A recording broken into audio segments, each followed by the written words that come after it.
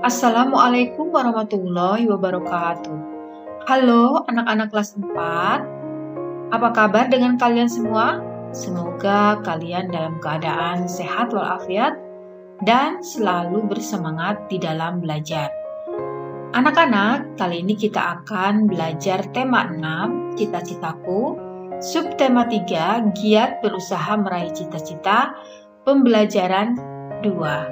Ada pada halaman 119 sampai dengan 126. Baiklah, mari kita awali dengan membaca basmalah terlebih dahulu. Bismillahirrahmanirrahim. Pembelajaran 2. Perhatikan gambar di atas. Pernahkah kamu menemui anak-anak yang bekerja menjadi pemulung seperti di atas? Pernahkah kamu berpikir mengapa mereka bekerja di usia muda mereka? Apakah yang dilakukan mereka? Apakah peran mereka di masyarakat? Tahukah kamu bahwa beberapa anak pemulung tetap bersekolah? Mereka memiliki cita-cita juga seperti kamu. Bahkan ada beberapa pemulung yang telah mencapai cita-citanya menjadi gemilang. Nah, seperti pada bacaan ini ya, yang berjudul Aku Sarjana Pemulung. Nah, ini seorang yang bernama Wahyudin. Dia terlahir dari keluarga pemulung.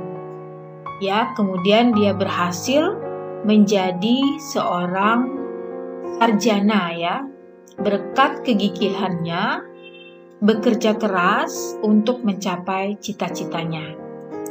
Ayo berdiskusi anak-anak.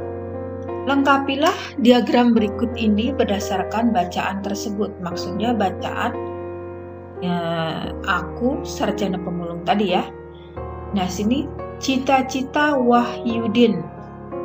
Wahyudin ini adalah seorang pemulung yang diceritakan pada bacaan di depan tadi.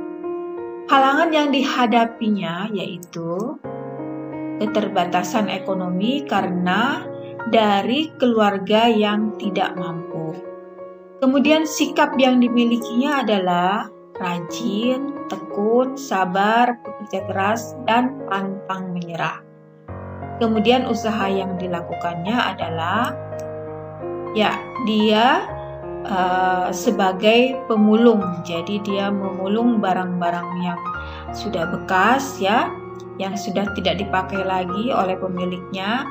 Kemudian selain itu juga ia mengembalakan kambing tetangganya, dan dia juga pernah menjual gorengan. Nah, itu adalah usaha-usaha yang dilakukan Wahyudin untuk bisa bersekolah, membayar uang sekolah, dan meraih cita-citanya. Ayo membaca. Bacalah puisi berikut di dalam hati. Nah, ini ada puisi yang berjudul Sahabatku, Seorang Pemulung ciptaan D. Karitas. Ayo berdiskusi. Setelah membaca puisi tersebut, lakukanlah kegiatan berikut. Baca lagi puisi Sahabatku Seorang Pemulung di dalam hati. Tentukan tanda jeda untuk menentukan waktu berhenti lama dan berhenti sejenak. Bacalah puisimu kepada teman sebangkumu. Minta temanmu untuk menyimak cara membacamu dengan penempatan tanda jeda yang sesuai. Diskusikan pendapat kalian, lakukan secara bergantian. Bacalah puisi tersebut di depan kelas dengan lafal yang jelas dan jeda yang sesuai. Nah, ini puisinya kita buat tanda ya, kita beri tanda jeda untuk menentukan waktu berhenti lama atau berhenti sejenak. Nah, inilah puisinya ya anak-anak, puisi yang berjudul Sahabatku Seorang Pemulung. Nah, di sini sudah Ibu beri tanda jeda ya. Tanda garis miring 1 berarti jeda sebentar. Kemudian tanda garis miring 2 adalah jeda agak lama. Nah, silakan kalian mencobanya untuk berlatih membacakan puisi.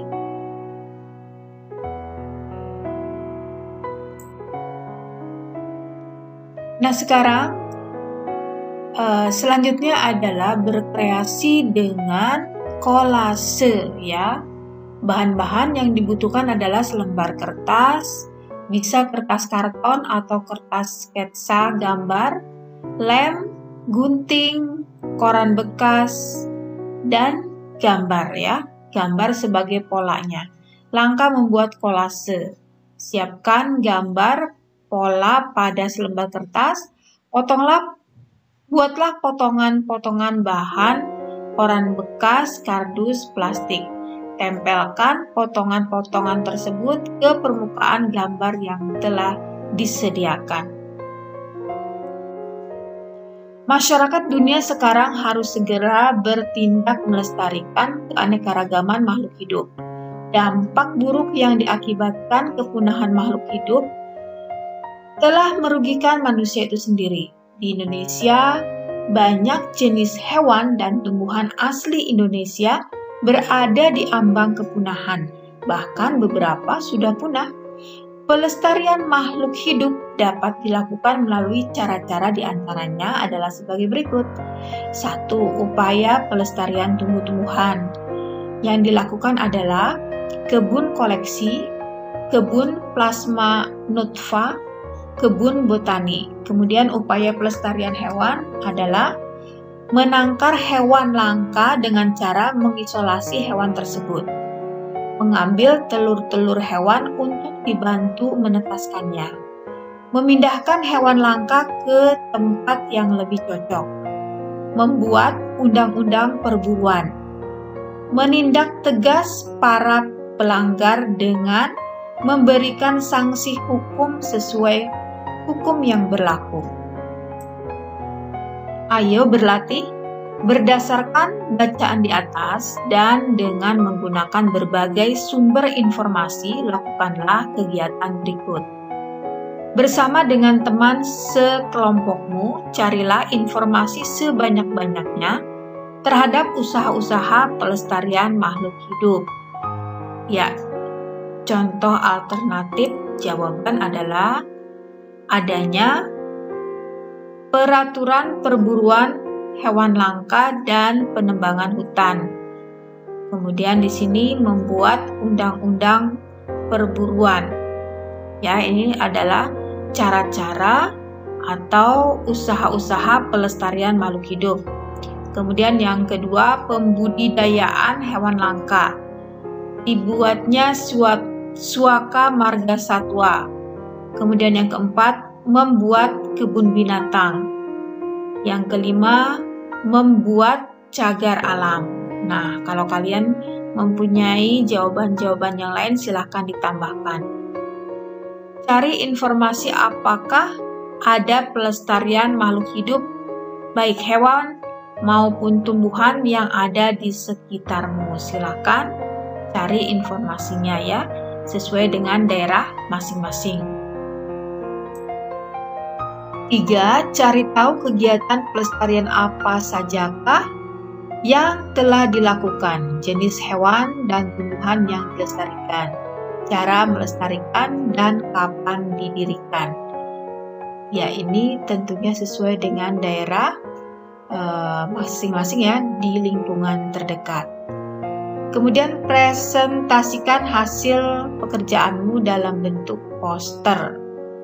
Presentasikan hasilnya di depan kelas. Ya, posternya seperti ini boleh ya. Ya. Nah, seperti ini. Ya, tentang pelestarian hewan maupun tumbuhan. Nah, anak-anak, sampai di sini dulu pertemuan kita untuk tema 6. Subtema 3, pembelajaran 2. Terima kasih ya kalian telah menonton video Ibu hingga selesai. Semoga bisa bermanfaat dan bisa membantu kalian dalam mengerjakan tugas-tugas sekolah. Marilah kita akhiri dengan membaca hamdalah bersama-sama. Alhamdulillahirrabbilalamin. Wassalamualaikum warahmatullahi wabarakatuh. Sampai jumpa lagi di video berikutnya.